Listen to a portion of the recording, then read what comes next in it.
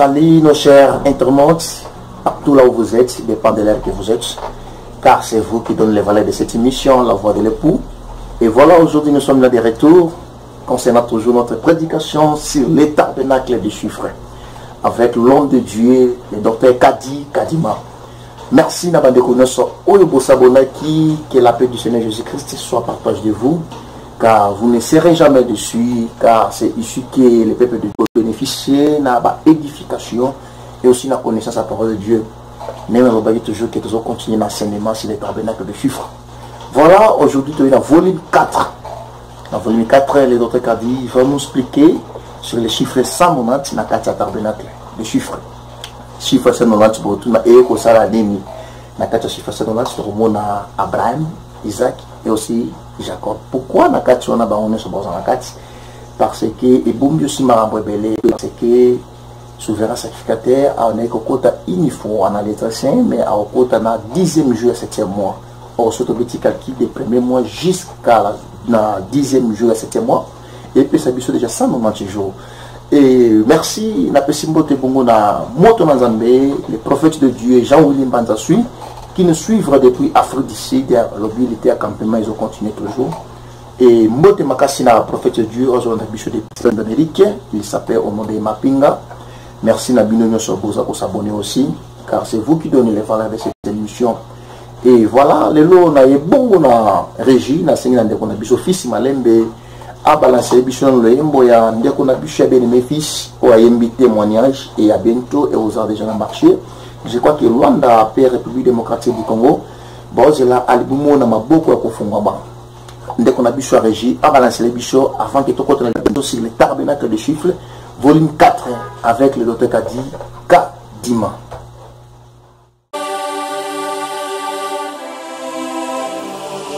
Yaya salelinga bolamu nakumisa mobikisi na ngai natombola Nzambe na bomo. Oh mon Dieu, je suis reconnaissant pour tous tes bienfaits dans ma vie. Mon cœur t'adore et mon âme te loue. Yesu na ngai yaya na ngai ye lisumu bata mokili balimbisa te longoli yango kati na malade o badokotolo bakokaki obikisa te obikisi pe yo pesi elonga ye Jehova Rafa.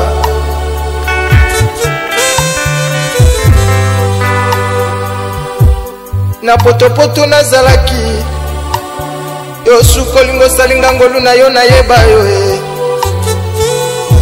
kai oyo mokile lobaka moto mabe Yesu sukoli ngai yo komisi ngai mosali na yo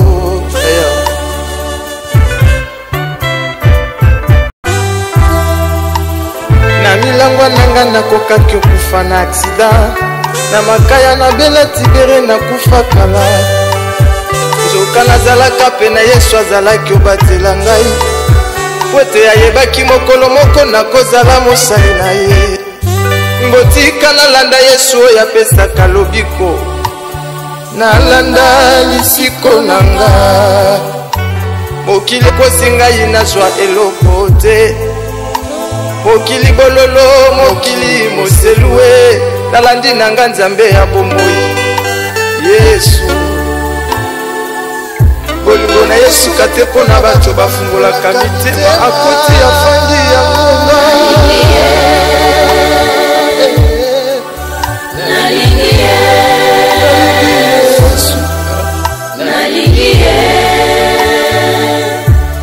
na bomo inangai onga inalingie alinganga vanga nalingaye yango nandimi nasalela ye na bolingo ya solo natikala nalingi Yesu na ngai na bomoi na ngai natika te oboya fami na ngai eyokisa masoni mpo na likambo na ngai okiti obimisi ngai na fulu bolamu na yo mpo na ngai Yesu Opesa ngai bongo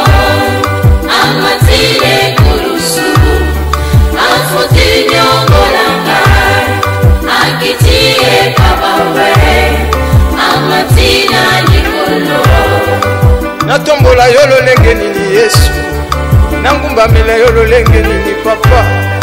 Ata bakokanga ngai monoko, kimia nanga ekumisa yo yawe. Opesanga bombo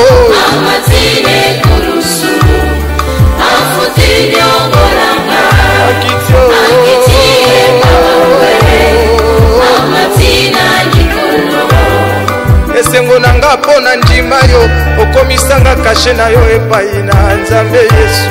Nakanisaki ngai na suki, nzoka ezalaki nango suka te. Otiki opesanga bomoi ekulusu Yesu, kombo ya masumu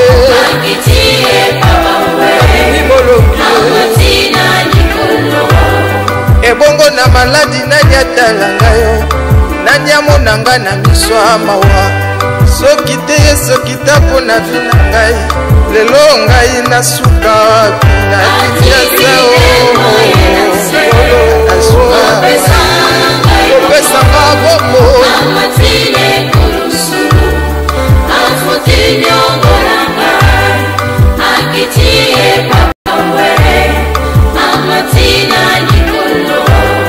nkolo nanga yo bongyo, Yesu nanga yo bongyo.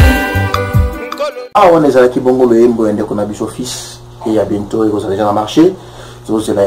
À l'occasion, je salue aussi mon frère qui me suit depuis Paris. Il s'appelle au nom de Patrick. Oui, mon frère Patrick il m'a fou là, car aussi c'est vous qui donnez les ventes de cette émission. La possibilité pour moi, maman n'a pas Rosia sur la bichon, n'a pas Chiquito depuis Brésil, car c'est vous aussi qui donnez les ventes de cette émission. Voilà, Brésil, tout ça qui n'a pas ça à parce que le peuple à Brésil, il faut qu'il m'enseigne. Car c'est évité dans le banni pour de commencer le Brésil, les Cambo, qui dit nous fait grâce. Et voilà, enseignement à envoyé, tabernacle de chiffres. Toujours quand on a volume 4.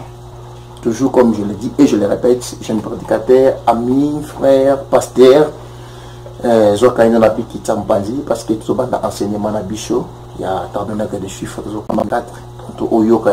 Pourquoi chiffres sont nous pour comprendre pourquoi les dieux d'Abraham, les dieux d'Isaac, les dieux de Jacob, et Bombe Marabelina 4 tabernacles aussi. Voilà, allons-y avec le notaire Kadi Kadima.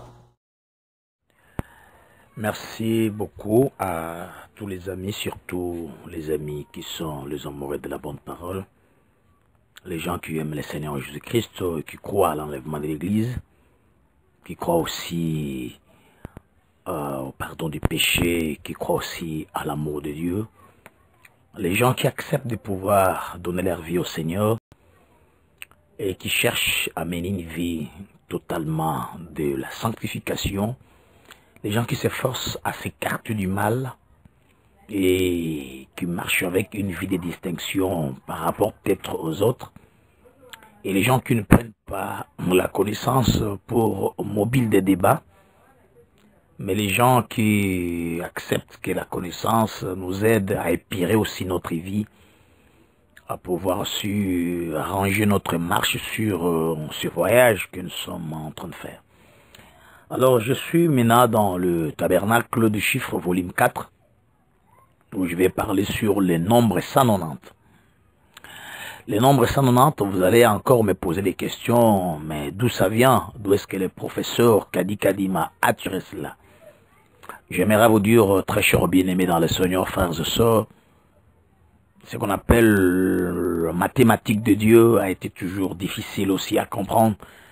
Mais je crois qu'avec l'aide du Saint-Esprit, vous tous, vous allez vous rendre compte que cela deviendrait facile. Et surtout lorsqu'on fait confiance à la direction du Saint-Esprit. Parce que le Seigneur lui-même l'a promis, dit, le Saint-Esprit vous enseignera toutes choses. Il vous rappellera aussi les choses dont je vous ai parlé et il va pouvoir aussi vous révéler l'avenir.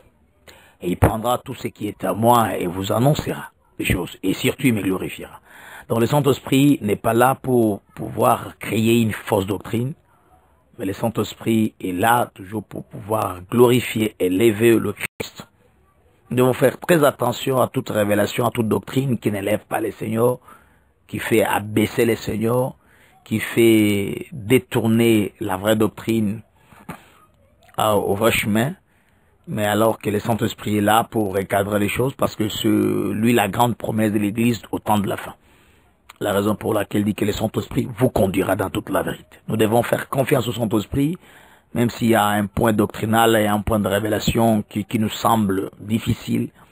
Mais si nous nous engageons à la prière, et je crois sur la promesse du Seigneur que le Saint-Esprit vous conduira et vous révélera, il va nous révéler, mais la révélation du Saint-Esprit ne va pas contredire les Écritures, mais au contraire va pouvoir appuyer ce qui a été déjà annoncé par les saints prophètes et apôtres. Merci, que le Seigneur vous bénisse, que cette contribution vous donne paix, grâce et bénédiction. Merci.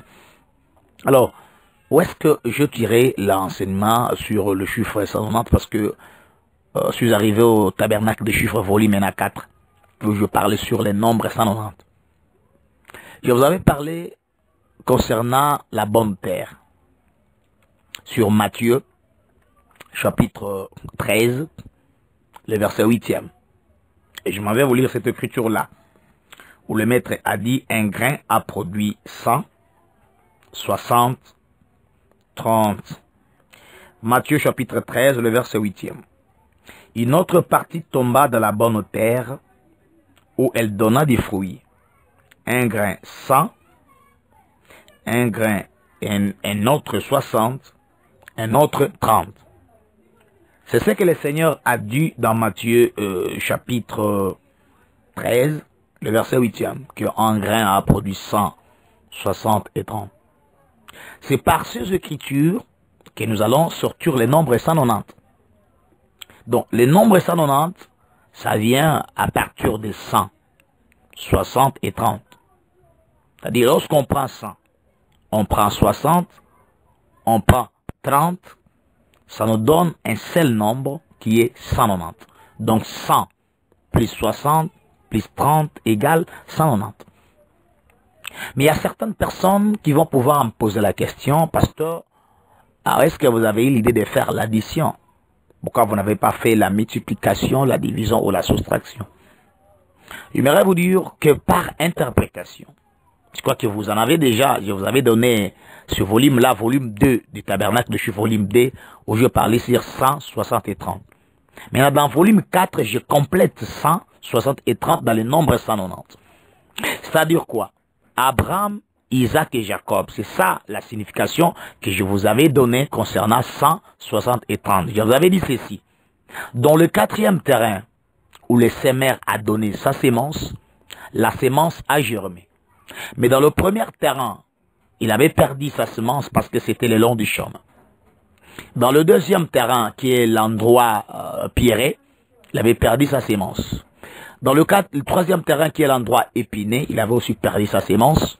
Mais tandis que dans le quatrième terrain, qui est la bonne terre, la sémence avait bel et bien germé. Je crois que vous avez l'idée. Je vous avais parlé sur la bonne terre, qui est le quatrième terrain.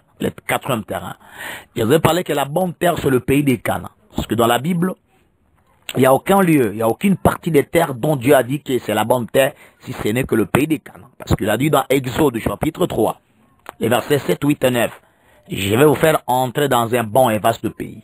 Donc, le pays des Canaan, c'est un bon pays. Alors, je vous avais donné la définition du mot pays. Les pays veut dire un territoire limité par des frontières.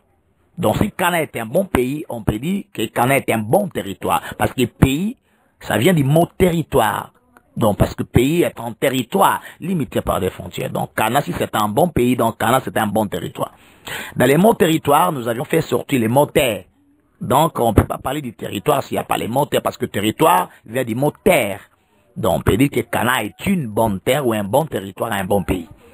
Alors, dans ces bons pays-là, un bon territoire, bonne terre, il y a trois nombres, 100, 60 et 30. En d'autres termes, le pays de Canaan, qui est le pays de promesse, qui est un bon territoire, une bonne terre, cela est bel et bien promise, cette terre était promise aux trois pères. La terre de Canaan a été promise à Abraham, Isaac et Jacob. Donc 100, 60, 30 qui est dans la bonne terre, c'est Abraham, Isaac et Jacob. J'avais parlé que le chiffre 100, c'est Abraham parce qu'Abraham avait engendré à l'âge de 100 ans. Le chiffre 60, c'est Isaac parce qu'Isaac avait engendré ses enfants Ésaü et Jacob à l'âge de 60 ans. Le chiffre 30, c'est Jacob parce que Jacob, c'est dans lui qu'est sorti Joseph. Alors à l'âge de 30 ans, Joseph est allé régner en Égypte. Donc 160-30, c'est ordre de grandeur décroissant, du plus grand au plus petit. J'avais dit que c'est en d'autres termes, on peut dire de Cana vers l'Égypte. C'est ça ce que Matthieu 13:8 a dit. Mais j'avais encore donné une écriture, c'est juste à titre de rappel. Et on ne saurait pas tout dire pour les temps.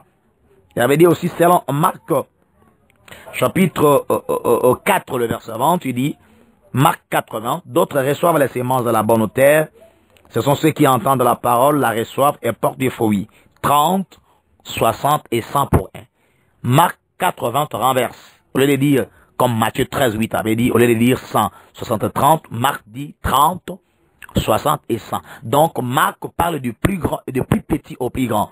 Donc de 30 vers 100. Mais Matthieu parle de 100 vers 60. Donc du plus grand au plus petit.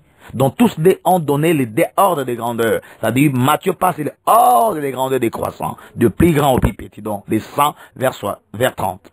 Mais Marc 4:20 parle des ordres de grandeur croissant. Du plus petit au plus grand. De 30 vers 100. Je vous avais dit que de 100 vers 60 ordres de grandeur décroissant, du plus grand au plus petit, c'est que c'est des Cana vers Égypte. C'est l'entrée. Donc les enfants d'Israël devraient quitter le pays de Cana pour aller séjourner au pays d'Égypte. Mais il n'y avait pas seulement la promesse de l'entrée, il y avait aussi la promesse de sortir, parce qu'il dit qu'ensuite ils sortiront. C'est-à-dire que ta descendance seront étrangers dans un pays qui ne sera point à eux. Donc ils vont entrer. C'est ça 160-30 de Cana vers l'Égypte. Mais Dieu aussi avait promis, ensuite ils sortiront. 660-30 c'est l'entrée, donc la sortie sera maintenant l'inverse. 30, 60 et 100 pour un. De 30 vers 100, c'est de l'Égypte vers Cana. C'est-à-dire, dans la bonne terre, dans Matthieu, nous voyons l'entrée. Dans Marc, nous voyons la sortie. Donc, dans la bonne terre, il y a l'entrée et il y a la sortie. Je réponds. Dans la bonne terre, il y a l'entrée, il y a la sortie. Or, la bonne terre est mentionnée dans Matthieu 13:8, dans Marc aussi 4:20. Regardez. Donc, Matthieu 13:8 parle de l'entrée des 100 vers 30.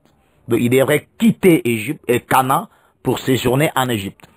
Mais Marc 4:20 parle de la sortie. Il devrait quitter Égypte pour entrer dans Cana. Voyez? C'est-à-dire, ce qu'on appelle bonne terre, dans la bonne terre, il y a l'entrée et il y a la sortie. Or, quand les enfants d'Israël sont descendus en Égypte, c'est de là qu'ils sont devenus esclaves. Donc de 100 vers 30, ils sont entrés en Égypte et après la mort de Joseph, c'est lui la personne qui a fait inviter son père et son frère de venir séjourner en Égypte. Et lorsqu'il était mort, ses frères sont devenus esclaves. Donc ils sont entrés en esclavagisme.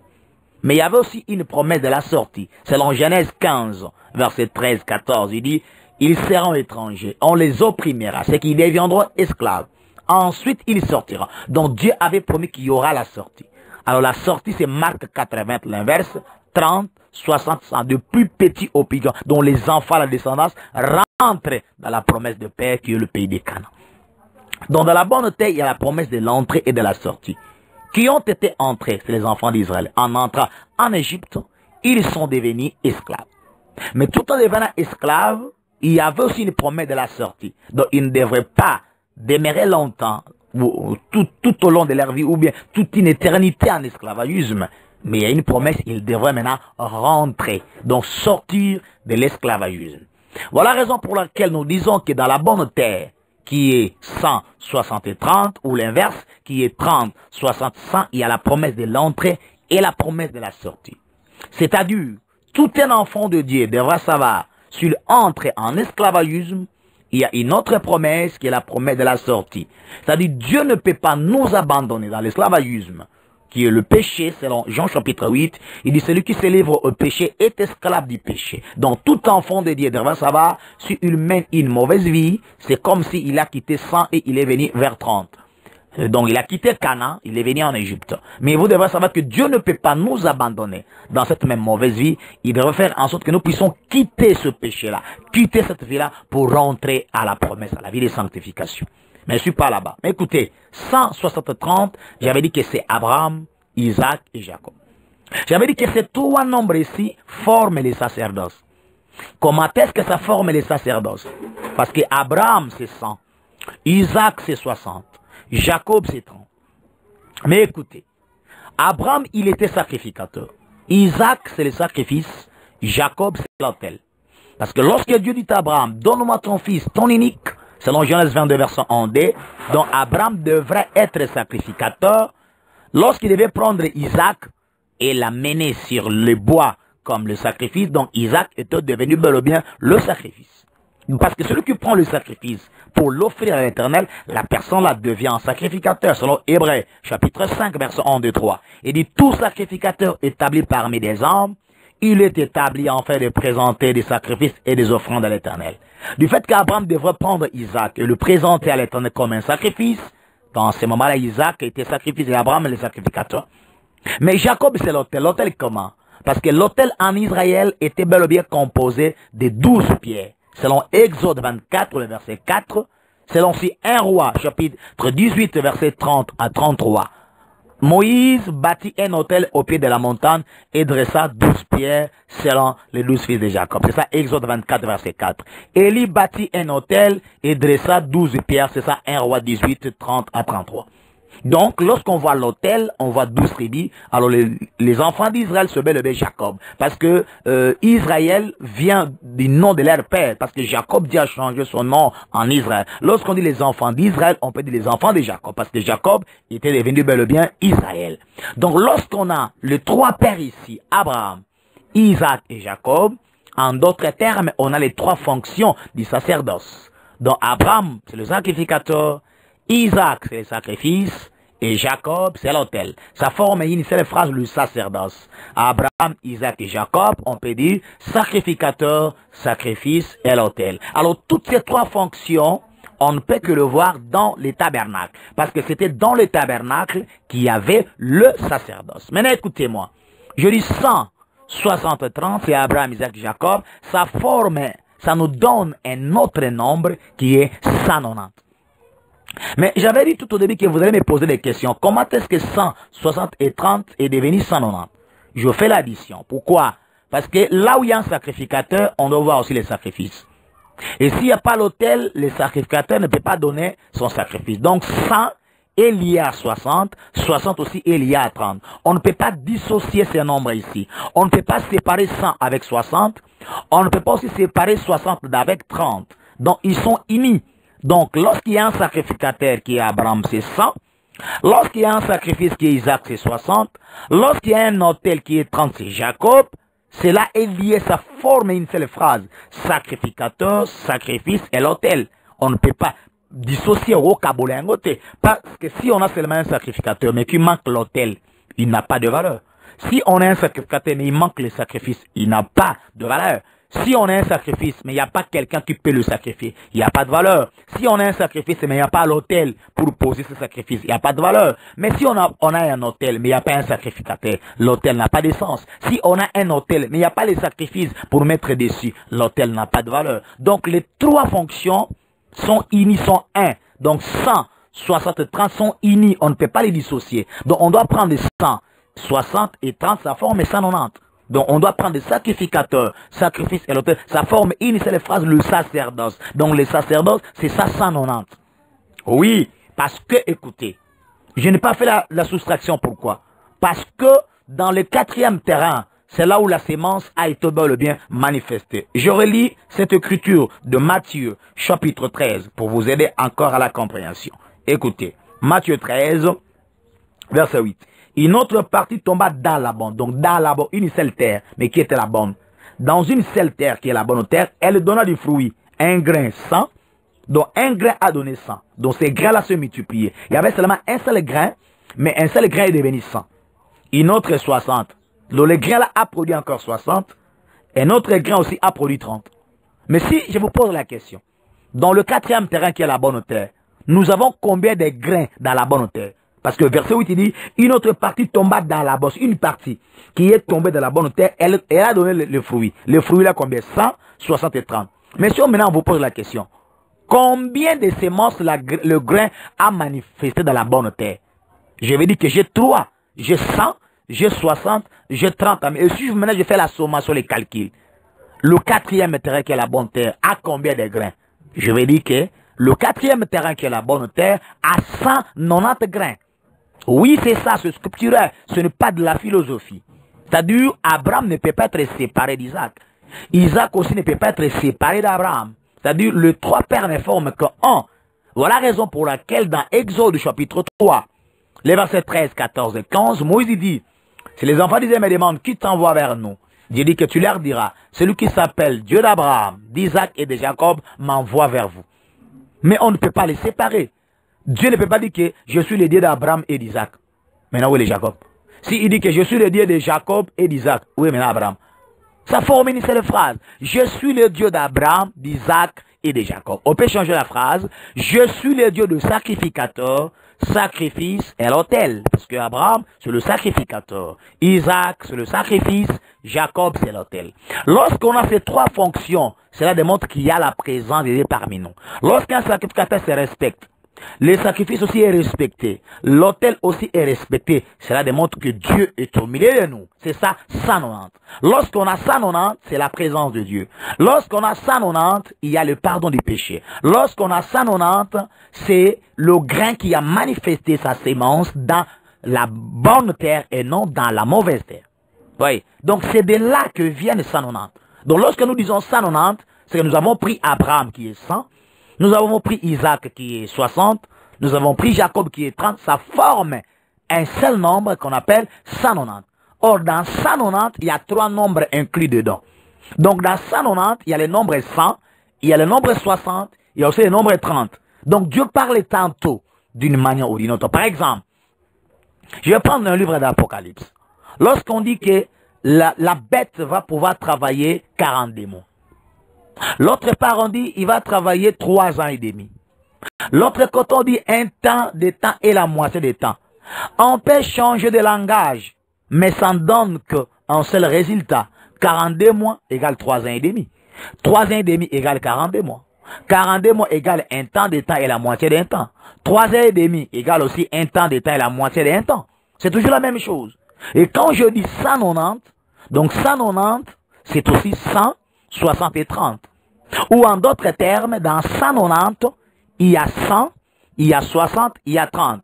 Ou encore en d'autres termes, dans 190, il y a Abraham, il y a Isaac, il y a Jacob.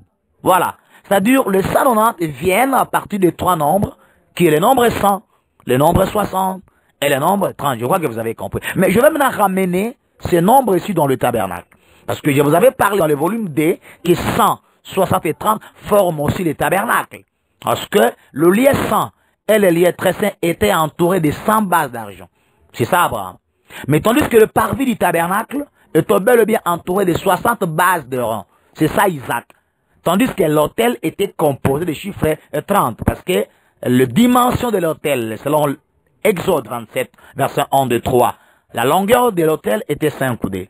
La largeur était 5 coudées, la hauteur était 3 coudées. En forme géométrique, lorsque nous avons la longueur, la largeur et la hauteur, la formule sera longueur plus largeur fois hauteur.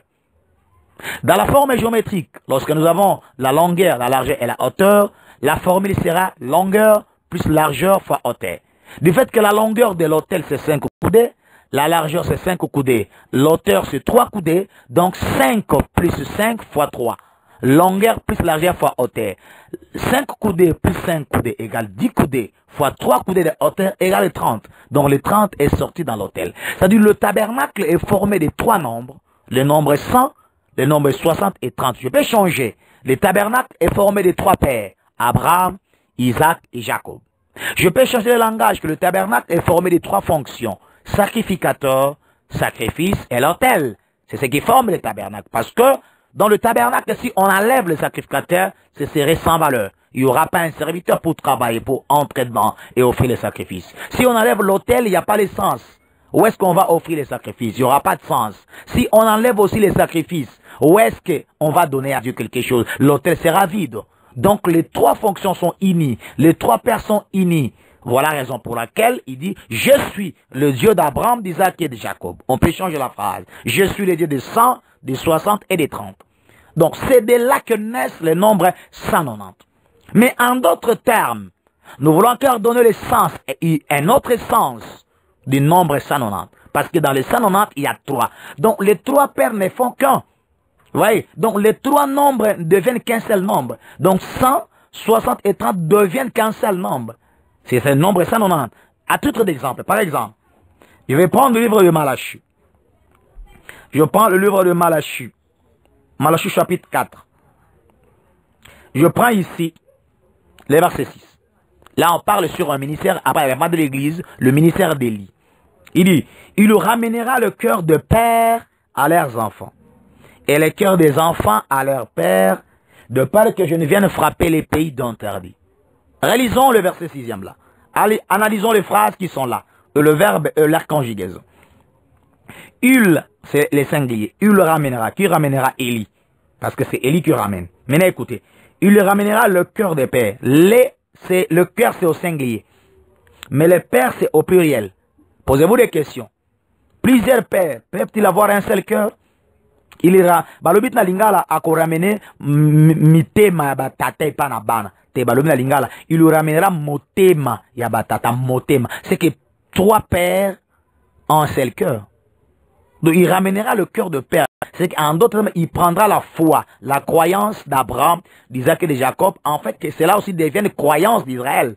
Parce que autrefois, Israël s'est corrompu. Il s'est détourné de la sainte voie. Il allait adorer d'autres dieux. Il abandonnait le Dieu d'Abraham, d'Isaac et de Jacob. Maintenant, quand maintenant Élie devrait venir, il devrait maintenant ramener ses enfants ici, leur cœur au cœur de leur père. Donc les 3 pères n'avaient qu'un seul cœur.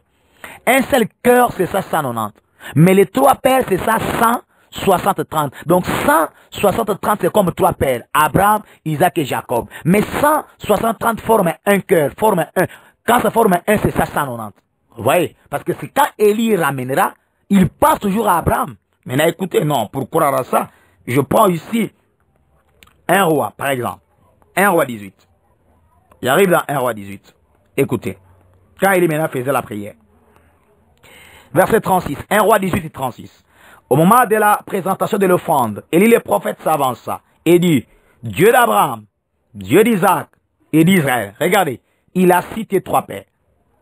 Dieu d'Abraham, Dieu d'Isaac et d'Israël. Que l'on sache qu'aujourd'hui que tu es Dieu en Israël, que je suis ton serviteur et que je fais toutes ces choses par ta parole. Verset 37. Réponds-moi, Éternel, réponds-moi. Afin que ce peuple reconnaisse que c'est toi, Éternel, qui es Dieu et que c'est toi qui ramène leur cœur.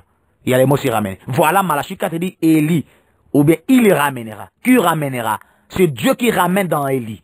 Parce qu'il dit qu'ils reconnaissent que c'est toi qui ramènes leur cœur. Mais en ramenant, il a cité 3 pères. Abraham, Isaac et Jacob. Selon Malachie 4 et 6, il nous ramènera le cœur. Le cœur là, c'est au singulier. Ako ramener motema ya batata. C'est que batata misa to batata motema moko. Mais est-ce que posez-vous des questions? 3 personnes peuvent-ils avoir un seul cœur? Je ne crois pas. C'est-à-dire, il ramènera le cœur de père vers les enfants. C'est-à-dire, les 3 pères deviennent un. Les 3 pères deviennent un, c'est dans 190. Donc les 3 nombres, 100, 60 et 30 deviennent un seul nombre, c'est dans 190. Maintenant, les 190 veut dire quoi? Parce que c'est ça les volumes 4 du tabernacle de chiffres dans 190. Je vais chercher dans le tabernacle le rôle des 190. Vous allez voir que Dieu parle quand on dit d'une manière ou d'une autre. Il peut prendre une chose, mais il la répète à plusieurs manières, à plusieurs reprises. Maintenant, écoutez. Vous devriez savoir ceci. Que le souverain sacrificateur, celui qui était le sacrificateur en fonction, il devrait entrer dans le lieu très saint 1 fois par année. Là, vous avez la connaissance. Le souverain n'entre pas tout le temps. Tout le temps, on s'est limité dans le lieu saint. Pourquoi? Parce que dans le parvis, il y a l'autel des sacrifices. Dans l'autel des sacrifices, on devrait donner l'offrande du matin au soir. Qu'on appelle ça l'offrande perpétuelle. Là, je suis dans le livre d'Exode. Là, on devrait donner l'offrande qu'on appelle l'offrande perpétuelle. L'offrande perpétuelle, on devrait donner cela du matin au soir, qu'on appelle l'offrande perpétuelle. Et n'oubliez pas, dans le lieu saint, il y avait aussi ce qu'on appelle l'autel d'or pour les parfums. On devrait aussi donner les parfums du matin au soir. Donc, le sacrificateur, le souverain, devrait faire le travail du matin au soir au parvis. Parce qu'au parvis, il y a l'autel pour les sacrifices, ils donnent les sacrifices. Mais dans le lieu saint, il devait aussi faire un travail du matin au soir. Il devait donner le parfum du matin au soir. Je vais prendre ici un texte. Exode chapitre 29, verset 39. Tu offriras l'un des agneaux le matin, l'autre agneau entre les deux soirs ou bien les soirs. Vous voyez? C'est-à-dire, on donnait les sacrifices dans l'autel de sacrifice. L'autel était dans le parvis. Mais on devait donner les sacrifices ici matin au soir. On appelle cela l'offrande perpétuelle. Vous voyez? Je prends le verset 38. Exode 29, 38. Voici ce que tu offriras sur l'autel. Des agneaux d'un an, chaque jour, à perpétuité. Donc l'offrande perpétuelle, chaque jour. Il devait l'offrir comment? 39. Tu offriras l'un des agneaux le matin et l'autre agneau le soir. Vous voyez? C'est-à-dire, chaque jour, il devrait venir au parvis, là où il y a l'autel. N'oubliez pas. Mais il devrait aussi entrer dans le lieu saint, chaque jour, du matin au soir. Chaque jour du matin au soir, il devrait aussi donner le parfum. J'arrive à Exode, chapitre ici. J'arrive dans Exode, chapitre 30. Je passe sur l'autel d'or du parfum. Maintenant, l'autel du parfum. J'arrive dans Exode 30. Alors, je prends ici le verset 7 et le verset 8. Exode 30, 7, 8. Aaron y fera brûler du parfum odoriférant. Il en fera brûler chaque matin lorsqu'il préparera les lampes. Parce que Aaron était le souverain. Verset 8. Il en fera brûler aussi entre les deux soirs lorsqu'il arrangera les lampes. Donc, il devrait donner le parfum le matin et le soir. L'autel d'or du parfum était bel et bien dans le lieu saint. Mais il devrait aussi donner l'offrande perpétuelle du matin au soir. C'est dans le parvis parce que l'autel des holocaustes est dans le parvis. Donc, le sacrificateur qui est le souverain devrait entrer du matin au soir tous les jours au parvis et au lieu saint. Mais écoutez-moi, le lieu qu'on appelle le lieu très saint, le sanctuaire, le lieu saint des saints, le souverain ne devrait pas entrer. Il devrait entrer là-bas une fois par année. Une fois. Le lieu très saint, je souligne, je répète, le souverain devrait entrer là-bas une fois par année. Mais il devrait entrer quand? C'est là où maintenant j'explique le chiffre 190. Écoutez, les souverains sacrificateurs devraient entrer une fois par année pendant le temps des expiations. Je prends Lévitique chapitre 16, pour vous qui me suivez. Lévitique chapitre 16. J'arrive ici, Lévitique 16. Lévitique chapitre 16, le verset 29. Je descends.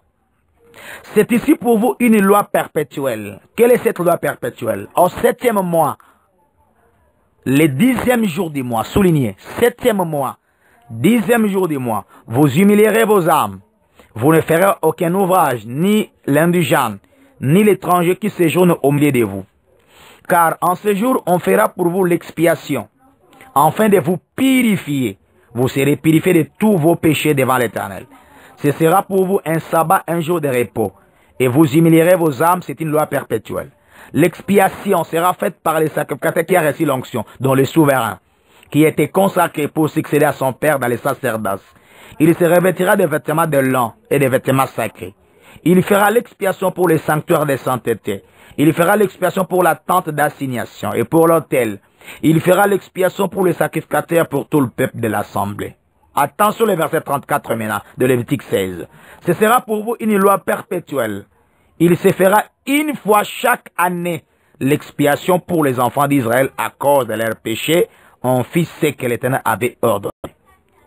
Le souverain qui a reçu l'onction, il devrait entrer dans les lieux saints de ce sanctuaire une fois par année. Je vais comparer le verset 34 et le verset 29. Je suis dans Lévitique 16. Je compare le verset 29 et le verset 34. C'est ici pour vous une loi perpétuelle. Au 7e mois, le 10e jour. Soulignez bien, 7e mois, 10e jour.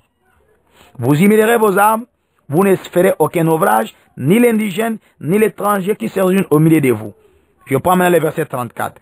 Ce sera pour vous une loi perpétuelle. Ça complète le verset 29. Une loi perpétuelle. Il se fera une fois chaque année. Une fois. Une fois chaque année, c'était au 7e mois, le 10e jour. C'était en ce temps-là que le souverain sacrificateur devrait entrer une fois par année. Mais le parvis, ce n'était pas une fois par année. Le parvis, c'est du matin au soir. Parce qu'il devait donner les sacrifices sur l'autel du matin au soir. L'offrande perpétuelle, matin au soir. Le lieu saint aussi, ce n'est pas une fois par année. Le lieu saint, c'est chaque jour. C'est ça la tente. L'entrée de la tente, chaque jour. Pourquoi? Parce que dans le lieu saint, il y avait l'autel d'or pour les parfums. Aaron devrait donner les parfums du matin et les parfums du soir tous les jours. Mais tandis qu'il reste une partie, parce qu'on a trois parties. On a le parvis, lieu saint et lieu très saint. Le parvis, il devrait venir tous les jours, matin au soir, donner les sacrifices. Le lieu saint, il devrait aussi venir chaque jour, matin, soir, donner les parfums. C'est-à-dire le matin, lorsqu'il donne l'offrande du matin, l'agneau d'un an, on appelle ça l'offrande perpétuelle, il donne le matin, il est entré maintenant dans les lieux saints, il donne les parfums. Il se repose. Le soir aussi, il vient sur l'autel, il donne les derniers sacrifices, les sacrifices du soir sur l'autel, au parvis. Après avoir donné, il entre dans le lieu saint, il donne les parfums du soir sur l'autel d'or du parfum. Mais il reste un compartiment où les souverains ne devraient pas y accéder tous les jours. Ils devraient y accéder une fois par année. Une fois par année, je suis maintenant dans Lévitique 16, le verset 29 et le verset 34. Il dit, c'est une loi perpétuelle, au 7e mois, 10e jour. Verset maintenant 34 dit, il se fera une fois par année. Donc, dans le lieu très saint, les souverains devraient y entrer une fois par année. Maintenant, écoutez.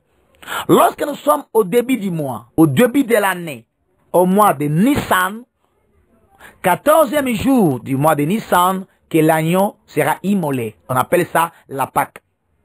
Maintenant, on devrait maintenant attendre, parce que le premier jour du mois, ils attendent. Du premier mois de Nissan. Arrivé au 10e jour, il prend l'agneau. Il commence à observer l'agneau durant 4 jours. Dans le 14e, l'agneau est sacrifié. On appelle la Pâque. Mais pour entrer dans les lieux très saints, une fois par année, il devait commencer à compter. Quand nous sommes au premier mois, le premier jour, le souverain ne va pas entrer. Il va attendre, selon Lévitique 16, 29, au 7e mois, 10e jour. Or, le 7e mois, 10e jour, engendre le chiffre 190. Or, dans 190, il y a 100, 60 et 30. Donc, il y a 3 paires qui sont cachées dans 190. Donc, en d'autres termes, 7e mois, 10e jour, c'est ça le chiffre 190. Or, dans 190, nous avons 100, 60 et 30. C'est Abraham, Isaac, Jacob. Écoutez, je vous explique très bien maintenant. En Israël, chaque mois était composé de 30 jours. Écoutez, selon le calendrier des Juifs, chaque mois, les Juifs n'avaient pas un calendrier de 31 jours, non, ni de 29 jours, ni de 32. Les Juifs avaient un calendrier de 30 jours. Lorsqu'on a 6 mois pour arriver au 7e mois, regardez, 7e mois, 10e jour. Premier mois, 30 jours. Deuxième mois, 30 jours. Troisième mois, 30 jours. Quatrième mois, 30 jours. Cinquième mois, 30 jours. Sixième mois, 30 jours. Et lorsqu'on arrive au 7e mois, on va prendre seulement le 10e jour, 10 jours seulement. Donc lorsque nous sommes au début de l'année, le premier jour du mois, le souverain ne va pas entrer au lieu très saint. Il va attendre jusqu'à arriver au 7e mois, un dieu de comptage, un dieu de temps. Il va attendre le 7e mois, 10e jour. C'est en ce temps-là qu'on appelle le grand jour des expiations. Que le souverain va pouvoir entrer une fois par année. Or, si nous prenons les 30 jours du premier mois, les 30 jours du deuxième mois, 30 jours du troisième, jusqu'à 6 mois, donc 30 jusqu'à 6 mois, ça fait combien de jours? 180 jours. Lorsqu'on prend maintenant les 10 jours du 7e mois, donc on prend les 10, on ajoute aux 180, ça fait 190. Je recommence. Pour que les souverains sacrificateurs entrent au lieu très saint une fois par année, ils devraient attendre le 7e mois, 10e jour. Je crois que vous avez la compréhension. Maintenant, en Israël, un mois est composé de 30 jours. Par exemple, lorsque Jean d'Aïd de Patmos, il dit 42 mois. Si on prend 42 mois, un mois à 30 jours, donc 30 fois 42, ça va faire 1260 jours. Ou bien 3 ans et demi. C'est ça. Parce qu'ils ont un calendrier de 30 jours. Donc 42 mois, c'est ça. 3 ans et demi, c'est ça. En jour, 1260 jours. Exactement. dans les comptages des Juifs 1 mois à 30 jours.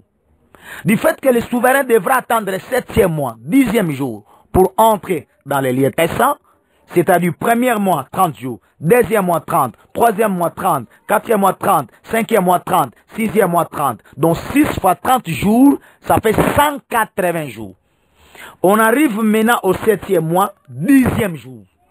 Donc dans 180, on ajoute 10 jours. Ça fait combien? 190. C'est en ce moment-là que le souverain devrait entrer dans le lieu très saint une fois par année. Donc pour qu'il entre, il devra attendre 190 jours. Or, dans 190 jours, il y a 3 nombres qui sont dedans. Je l'avais dit tout au début. Dans 190, il y a 100, 60 et 30. Donc dans 190, il y a 3 paires qui sont cachées. C'est-à-dire quand le souverain devrait entrer dans le lieu très saint une fois par année, au 7e mois, 10e jour, en d'autres termes, il entrait uniquement pour la descendance d'Abraham, d'Isaac et de Jacob. C'est ce qu'on voulait dire. Parce que les 190 forment Abraham, Isaac et Jacob. Donc dans les 190, nous avons 100 comme Abraham, nous avons 60 comme Isaac, nous avons 30 comme Jacob. Donc si le souverain entrait dans le lieu très saint une fois par année, il entrait à cause d'Abraham, d'Isaac et de Jacob. Parce que Abraham, Isaac et Jacob forment 190. Or, les 190, en d'autres termes, dans le terme de mois, c'est 7e mois, 10e jour. Lorsqu'on donne le langage de 7e mois, 10e jour, c'est ça 190. Or, dans 190, nous avons 160-30. Alors que 160-30, c'est Abraham, Isaac et Jacob. Or, Abraham, Isaac et Jacob, c'est la bonne terre. Or, la bonne terre, c'est le pays de Canaan. Vous voyez? C'est-à-dire, lorsqu'il est entré dans le lieu très saint une fois par année, au 7e mois, 10e jour, en d'autres termes, il entrait pour la descendance d'Abraham, d'Isaac et de Jacob. Pourquoi? Parce que les enfants de Jacob, lorsqu'ils demeuraient dans le mal, dans le péché, c'est en ce moment-là que le souverain devrait entrer 7e mois, 10e jour dans les lieux très saints pour demander le pardon du péché pour ce peuple-là. Vous voyez? Il demandait le pardon du péché pour ces peuples-là. Donc les 190 veut dire tout simplement Abraham, Isaac et Jacob, veut dire en d'autres termes 7e mois, 10e jour, en d'autres termes veut dire l'entrée du lieu très saint. C'est ça, ce sont des langages. Donc quand le souverain entrait dans les lieux très saints une fois par année, il entrait au 7e mois, 10e jour. Dans le langage des chiffres, on va dire c'est 190. Donc il est entré au 190e jour. Donc, depuis le début de l'année, quand l'année commence, le souverain devait commencer maintenant à compter. Le premier mois passe, les 30 jours passent. Le deuxième mois passe, 30 jours aussi passent. Le troisième mois passe, jusque 6 mois. Donc, 30 est passé 6 fois. Donc, 180 jours sont passés. On arrive maintenant, quand on termine le 30e jour du 6e mois, on arrive le premier jour du 7e mois. C'est comme 181. Deuxième jour du 7e mois, 182. Jusqu'au 10e jour du 7e mois, c'est 190 jours maintenant.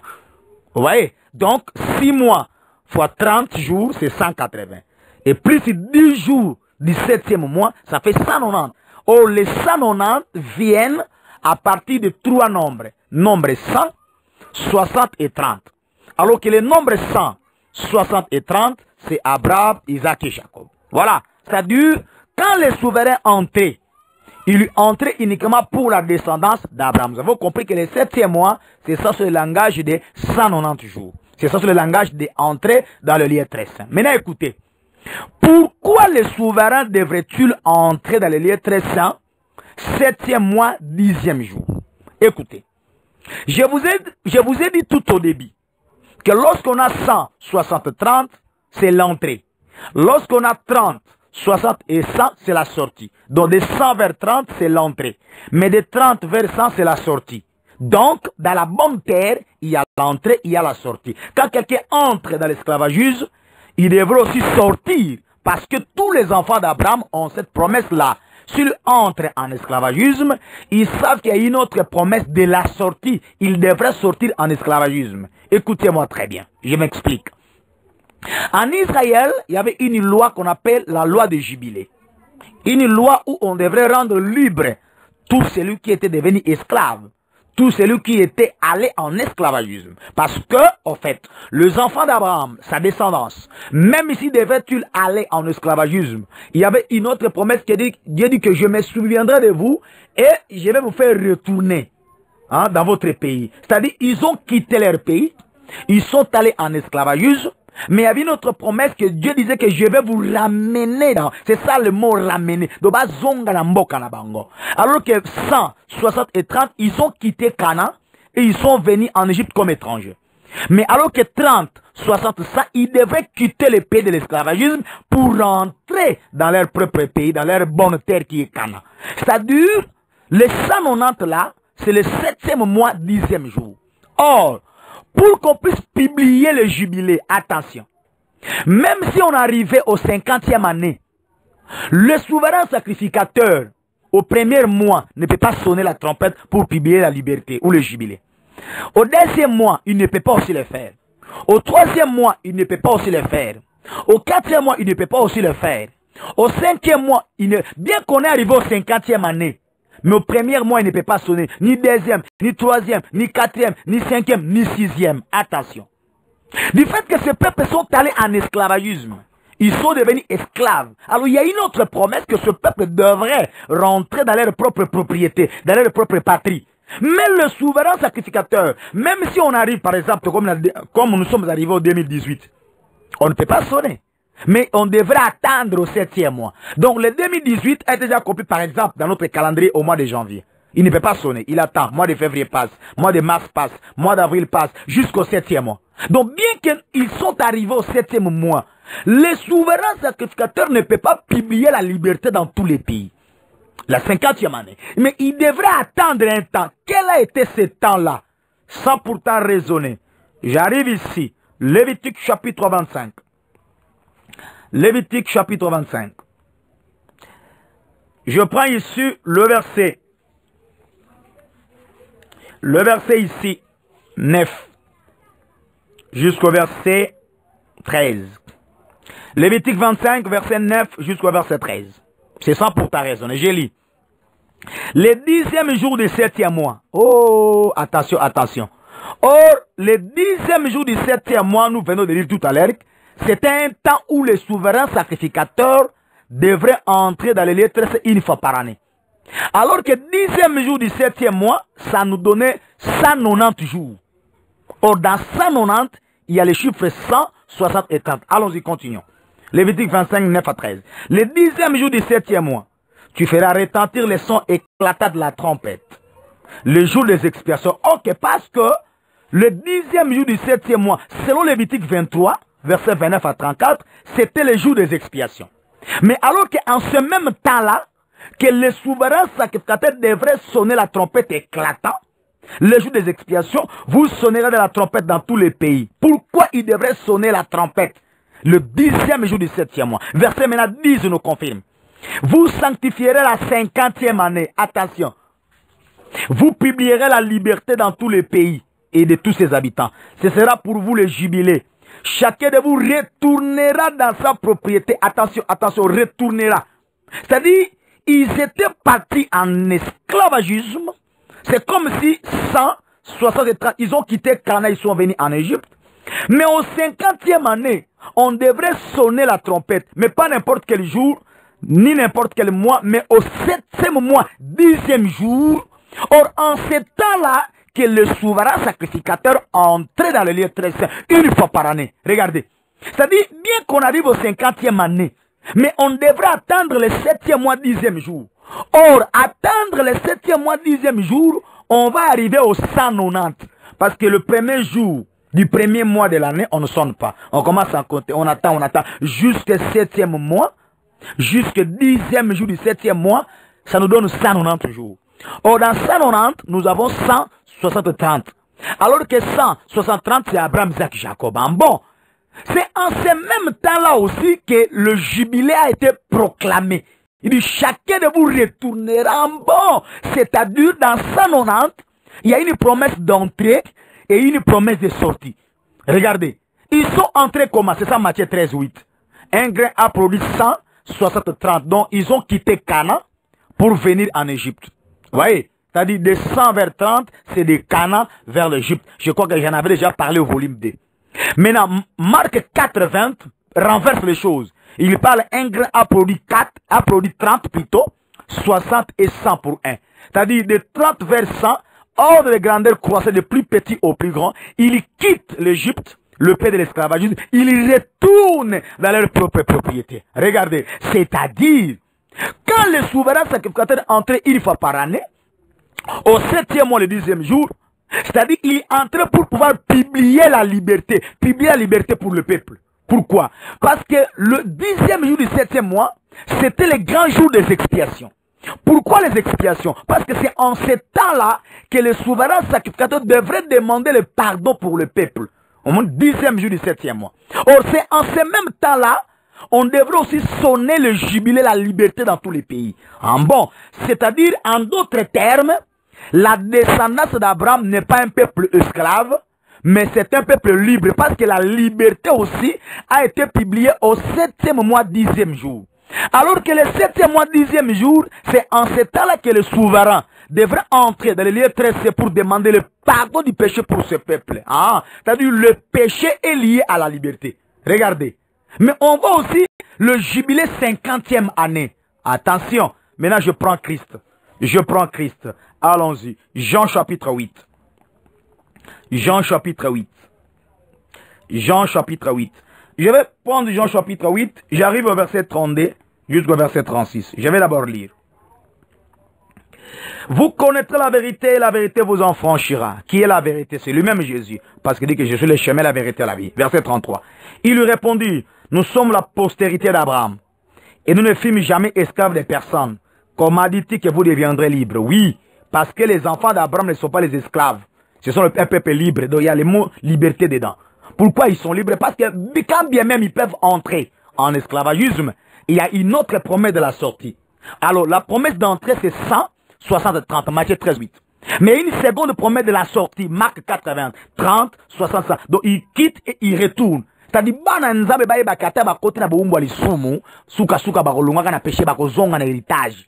Donc, en quittant Cana, c'est en d'autres termes que nous avons quitté le ciel. Nous sommes venus sur terre. La terre, c'est le monde, c'est ça l'Égypte. Mais nous devrons savoir qu'il y a une autre promesse de la sortie. Nous devons rentrer. C'est que moi, c'est ça 160 ans. Nous sommes venus sur la terre vivre un enseignement. Mais Dieu ne peut pas continuer à nous abandonner sur la terre. Mais nous devons rentrer dans notre promesse. Nous devons quitter la terre et retourner au ciel parce que nous étions à l'éternité avec Dieu. C'est ça 30, 60 et ça nous devons rentrer. Mais pour que cela soit effectif, nous devons vivre le chiffre 190. Or 190 c'est le mélange de 100, 60 et 30. C'est-à-dire c'est le mélange de trois pères. C'est Abraham, Isaac, Jacob. C'est le mélange de trois fonctions. Sacrificateur, sacrifice et l'autel. Écoutez. Alors que ces choses ici sont accomplies en Christ. Au Christ, il était le véritable sacrificateur. Donc le véritable Abraham, c'est lui-même. Parce que Abraham, c'est le père de la foi. Alors que la foi vient de ce qu'on entend, et ce qu'on entend vient de la parole de Christ, c'est Romains 10, 17. Donc on ne peut pas parler de la foi sans pourtant aller chez Christ. Parce que c'est Christ qui est le véritable aujourd'hui Abraham, c'est lui aussi qui est le véritable sacrificateur. Mais Christ, il est aussi le véritable sacrifice, parce que Isaac, c'est le sacrifice. Alors Isaac, il était bel et bien le fils unique d'Abraham. Mais nous voyons aussi un homme, il est venu, on l'appelle le fils unique de Dieu. Donc Jésus était aussi fils unique de Dieu. Donc il était le sacrifice. Voilà la raison pour laquelle on peut l'appeler, voici l'agneau de Dieu qui ôte les péchés du monde. Donc Christ, il est aussi le sacrifice. Mais attention, il est aussi l'autel. Parce que l'autel, c'est Jacob. Jacob avait 12 fils. Voilà la raison pour laquelle Jésus aussi avait 12 apôtres. Il marchait avec 12 parce que c'était lui l'autel. Il était entouré de 12 pierres. Parce que l'apôtre, un apôtre représentait les pierres. Ils étaient comme une pierre. Donc les 12 apôtres comme 12 pierres qui composaient un autel. C'est-à-dire le véritable sacrificateur c'est Christ. Le véritable sacrifice c'est Christ. Le véritable autel c'est lui-même Christ. En bon. C'est-à-dire les trois fonctions sont accomplis en Christ. Donc celui qui est un enfant de Dieu devrait savoir que quand bien même j'entrerai en esclavagisme du péché, mais il promet de la liberté, je dois quitter et je dois rentrer. Je lis Jean 8, 32 et 36. Vous connaîtrez la vérité vous en franchira. Il lui répondit, nous sommes la postérité d'Abraham et nous ne fûmes jamais esclaves de personne. Comment dit-il vous deviendrez libres? En vérité, je vous l'ai dit, verset 34, il répliqua Jésus. Quiconque se livre au péché est esclave du péché. En bon. C'est-à-dire, quand le peuple allait en esclavagisme, ici, le maître l'interprète. C'est-à-dire, ils entraient dans une mauvaise vie, une vie du péché. Vous voyez? Bon, quand le peuple entrait dans la vie du péché, il y a aussi une autre promesse. Une promesse de pouvoir rendre libre ces peuples. Au rendre libre, c'est 50e année. Alors que la 50e année, on devrait sonner la trompette au 10e jour du 7e mois. Au 10e jour du 7e mois, c'est en ce même temps-là aussi que le souverain sacrificateur entrait dans les lettres une fois par année pour demander pardon du péché du peuple. On appelait cela le grand jour des expiations. C'est-à-dire, on voulait tout simplement nous dire que celui qui se livre au péché est esclave du péché. Donc Christ, il était venu en fait de pouvoir nous délivrer du péché. Donc c'est lui qui est venu nous accorder la liberté. Voilà la raison pour laquelle il a dit dans Luc 4, 16 à 19, il dit que l'Esprit Seigneur de Simon particulièrement pour rendre libre les opprimés. Donc le véritable jubilé, c'était lui-même Christ qui devrait amener cela. Je prends verset 35. Oh, l'esclave ne demeure pas toujours dans la maison, mais le fils y demeure toujours. Si donc le fils vous en franchit, vous serez réellement libre. Ici, qui se voulait montrer que la liberté, c'est lui qui a franchi.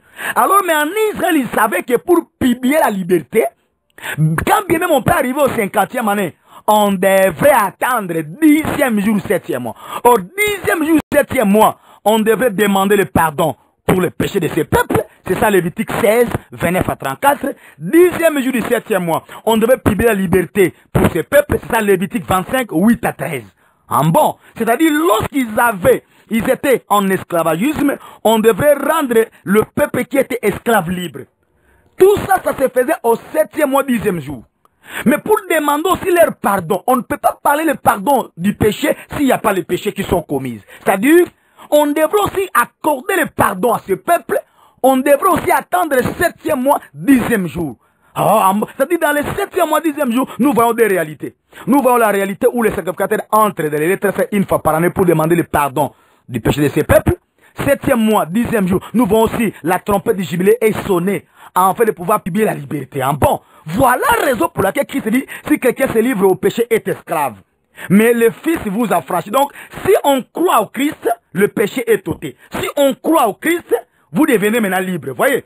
Mais pour devenir libre, il faut 7e mois, 10e jour. Pour que les péchés soient pardonnés, il faut 7e mois, 10e jour. Alors que 7e mois, 10e jour, ça forme le chiffre 190. Alors que 190, dans 190, il y a 3 personnes qui sont là-bas. Il y a le père Abraham, il y a le fils qui est Isaac, il y a aussi Jacob qui est le petit-fils. C'est-à-dire dans Abraham, nous avons 130. Dans Abraham, nous avons sacrificateur, sacrifice et l'autel. Abraham, c'est le père de la foi. Dans Isaac, il y a l'héritage parce que c'est Isaac qui avait reçu l'héritage. Et dans Jacob, il y a la bénédiction parce qu'il a été béni par son père Ésaü. Donc les 3 pères forment aussi 3 éléments. Il y a la foi, Abraham, il y a Isaac comme héritage et promesse. Et dans Jacob, il y a bénédiction. Mais en réalité, la véritable foi, c'est en Christ. Le véritable héritage et promesse, c'est Christ qui est l'héritier de la promesse. La véritable bénédiction, c'est en Christ. Voilà la raison pour laquelle il est que des riches qu'il était, il s'est fait pauvre pour que nous soyons enrichis. Et Pierre dit dans 1 Pierre chapitre 3, le verset 22, 23, 24, 26, il dit que c'est à vous premièrement que le Seigneur a suscité son fils Jésus, en fait de pouvoir bénir tout un chacun de nous. Donc Christ, il était venu lui comme la bénédiction pour pouvoir nous bénir. Et il a laissé sa bénédiction dans 12 apôtres. C'est comme Jacob, il avait laissé la bénédiction chez Isaac, mais il a laissé sa bénédiction parmi ses 12 fils. Donc ces choses sont accomplies au Christ. Voilà. C'est-à-dire le 190 engendre un autre mot qu'on appelle 7e mois, 10e jour. Ou dans les 7e mois, 10e jour, nous voyons la notion du pardon du péché, nous voyons la notion de la liberté. Donc celui qui croit au Christ, c'est ça 190, il est vendu libre dans ce péché. Il pourra recevoir le pardon du péché. Mais il y a un grand problème où je vais épingler un point. Nous croyons que Christ n'était pas mort au 7e mois. C'est-à-dire, en d'autres termes, nous pouvons dire que Christ n'était pas mort pour nos péchés. Parce que vous lisez les Écritures. Il n'est pas dit que Christ il était mort pendant le grand jour des expiations.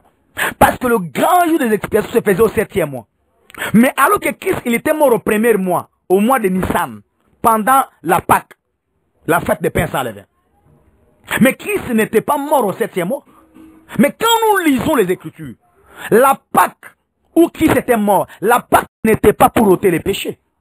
La Pâque n'était pas pour ôter les péchés. La Pâque se faisait pour que Israël sorte de l'Égypte. C'est-à-dire c'était un souvenir. Il dit que c'est en ce jour que vous sortez de l'Égypte. Parce que lorsqu'ils mangeaient la Pâque, ce n'était pas pour le pardon. Mais c'était pour que ce peuple sorte du péché et sorte de l'Égypte, de l'esclavagisme. Mais regardez, c'est-à-dire la Pâque, c'était pour faire sortir ce peuple de l'esclavagisme. Il devait se souvenir de ces jours-là. Alors que Christ aussi, il était mort pendant la Pâque. Mais si Christ était mort pendant la Pâque, pourquoi nous pouvons dire que Jésus-Christ, il est victime expiatoire? Attention, je vais d'abord lire une écriture. Vous allez voir que Christ, il a mélangé premier mois et septième mois. Il a mélangé premier mois et septième mois. Je suis dans 1 Jean. 1 Jean chapitre 1, le verset 1-2. 1 Jean chapitre 1 Jean plutôt le chapitre 2, le verset 1-2. 1 Jean chapitre 2, le verset 1-2. Mes petits enfants, je vous écris ces choses afin que vous ne péchiez point. Et si quelqu'un a péché, nous avons un avocat auprès du Père, Jésus-Christ le juste. Il est lui-même une victime expiatoire pour nos péchés. Et non seulement pour les nôtres, mais aussi pour le monde entier. Victime expiatoire. Le mot victime expiatoire, expiatoire vient du verbe expier. Or, expier, c'est pour expier les péchés. Alors que les grands jours des expiations, ça se faisait 10e jour du 7e mois. C'était un jour des expiations où on devrait faire quelque chose pour pouvoir accorder le pardon à ces peuples. On devait se donner les sacrifices expiatoires. Mais ici, Jean appelle Christ comme victime expiatoire. Mais alors que Christ était mort pendant la Pâque, la Pâque c'est le premier mois. Vous voyez, le premier mois. Mais si Christ était mort pendant la Pâque, il ne peut pas être appelé victime expiatoire. Parce que pour qu'il soit appelé victime expiatoire, nous devons attendre le 7e mois, 10e jour. Mais alors que pendant la Pâque, on ne peut pas dire que Christ est mort pour nos péchés. Non, la Pâque, ce n'est pas pour le péché. La Pâque, c'est pour faire sortir le peuple de l'esclavagisme.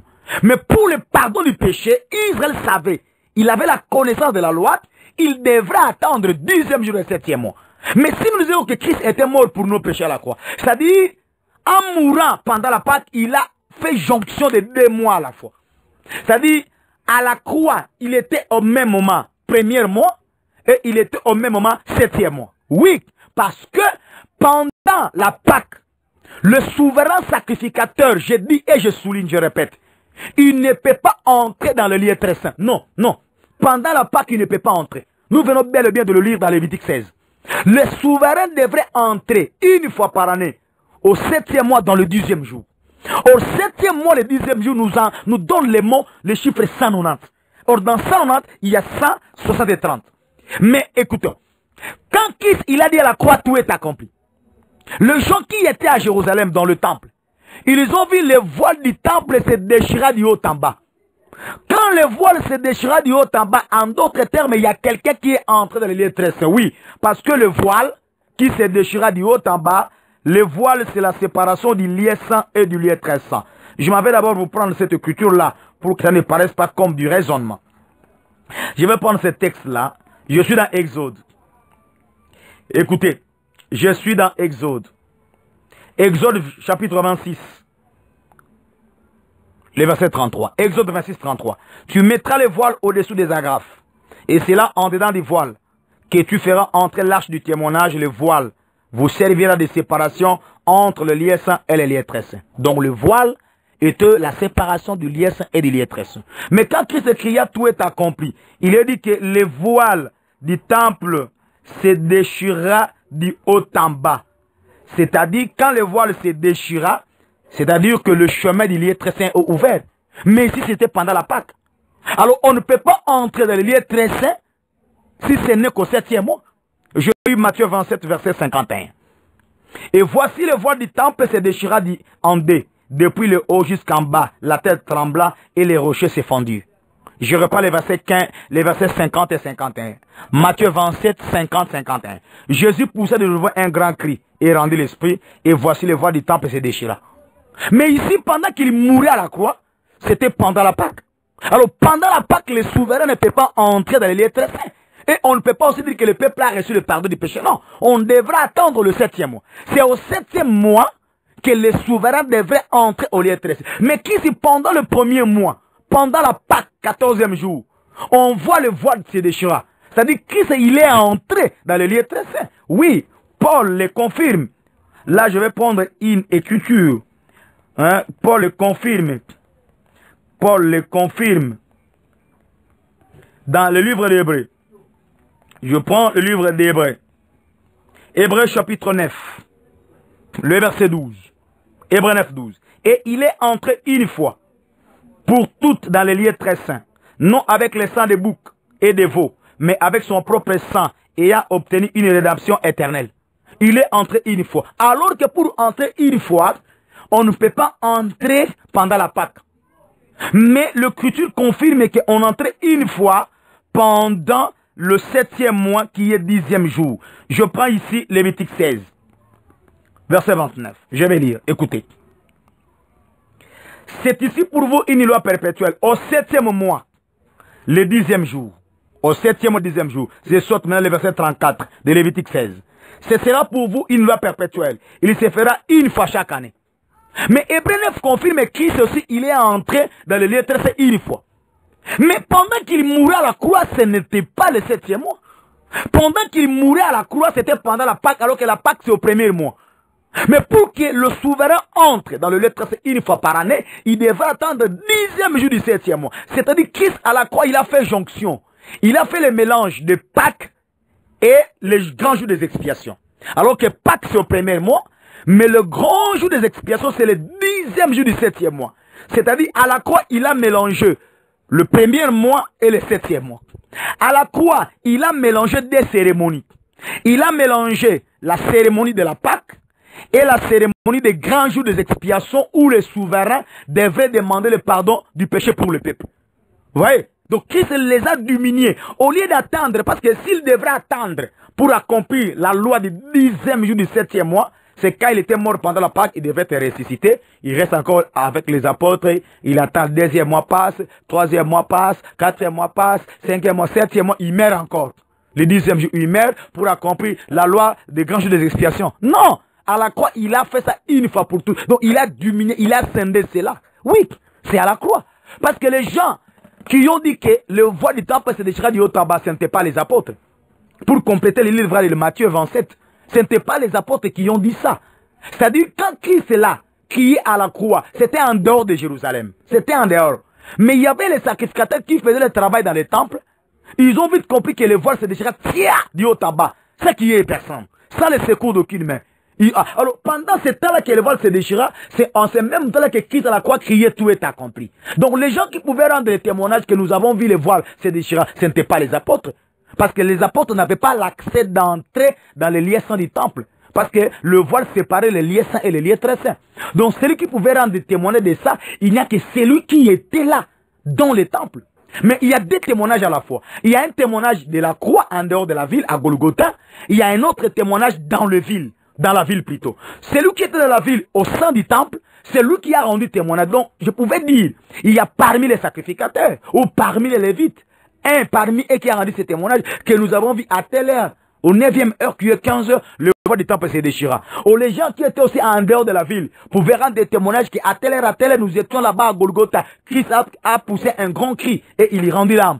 Ils ont dit que c'était c'était comme le même contact d'événements, le même contact des signes. Parce que au 9e heure, qui est 15 heures, le gens qui étaient dans le temple à Jérusalem, en ville de Jérusalem, ils ont vu le voile se déchirer du haut en bas. Mais les gens qui étaient en dehors de la ville, ils ont vu Christ crier tout est accompli. Donc les témoignages de deux. Donc la mort de Christ a donné deux témoignages. Témoignage pour ceux qui étaient dans la ville et témoignage pour ceux qui étaient en dehors. Parce que Christ, il est mort en dehors de la ville de Jérusalem. Mais qui pouvait rendre le témoignage que je vis le voile se déchirer? Ce n'était ni même Pierre. Parce que Pierre n'était pas sacrificateur. Pour qu'il puisse avoir accès au lieu saint et qu'il puisse voir le voile. Parce qu'il était interdit que le peuple ne pouvait pas voir ça. Le peuple n'était que dans le portique des temples, dans les espaces libres entre les colonnes. Le peuple ne pouvait pas accéder dans les temples. Les gens qui pouvaient accéder étaient des sacrificateurs. Donc, en d'autres termes, je pouvais dire qu'il y avait un sacrificateur qui a rendu ce témoignage-là. Or, en ce temps-là, pendant la Pâque, celui qui devait faire le travail pour immoler, parce que c'était pendant le soir. Donc je crois bel et bien, c'était entre Caïphe et Anne. Parce que ce sont eux qui ont été des souverains sacrificateurs en ce temps-là, parce que Anne était plus âgée que Caïphe. Donc je crois que c'était eux qui devaient rendre ce témoignage que nous avons vu une chose là mystérieuse. Mystérieuse, tout d'un coup comme ça, le voile se déchira. Et les gens qui étaient en dehors de la ville, et ils ont rendu témoignage qu'à Golgotha, Christ à telle heure, il a poussé un grand cri. C'est-à-dire la mort de la Christ à la croix de Golgotha pendant le Pâques a réuni aussi ce qui se faisait au 7e mois, 10e jour. Or, au 7e mois, 10e jour, c'était pour accorder au peuple le pardon. Voilà la raison pour laquelle on appelait ça les grands jours des expiations des pardons. C'est aussi pour accorder au peuple la liberté, parce que le jubilé aussi devait être publié au 7e mois, 10e jour. Mais ici, Pâques, c'est la sortie. Donc la mort de Christ nous a donné 3 éléments. Pendant Pâques, c'est la sortie. Donc, nous pouvons dire que nous sommes sortis du monde. Nous sommes sortis de l'Égypte. Mais tout en sortant, nous avons aussi les péchés. Donc, nos péchés devraient recevoir le pardon. C'est ça maintenant, 7e mois, 10e jour. Et nous n'étions pas libres. Nous sommes des esclaves. Nous avons aussi besoin de liberté. 7e mois aussi. Donc, Christ à la croix, il a mélangé les choses pour que tout cela s'accomplisse dans son corps. Donc, la mort de la Christ nous a donné la capacité de sortir du monde, nous a accordé le pardon du péché et nous a accordé aussi la liberté. Voilà la raison pour laquelle Paul dit que Christ vous a affranchi de la loi du péché et ne devenez plus esclave des personnes. Alors, Israël n'était plus esclave, c'était au 10e jour du 7e mois qu'on devait sonner la trompette. Donc, le chiffre est 190. Dans 190, il y a 160 et 30. Dans 190, on peut dire c'est le 7e mois, 10e jour. Or, 7e mois, 10e jour, nous pouvons aussi dire c'est le jour où les souverains entrent une fois dans les lieux saints par année. Je m'arrête là, je vais aussi ajouter un autre volume. Que le Seigneur vous bénisse. Merci beaucoup.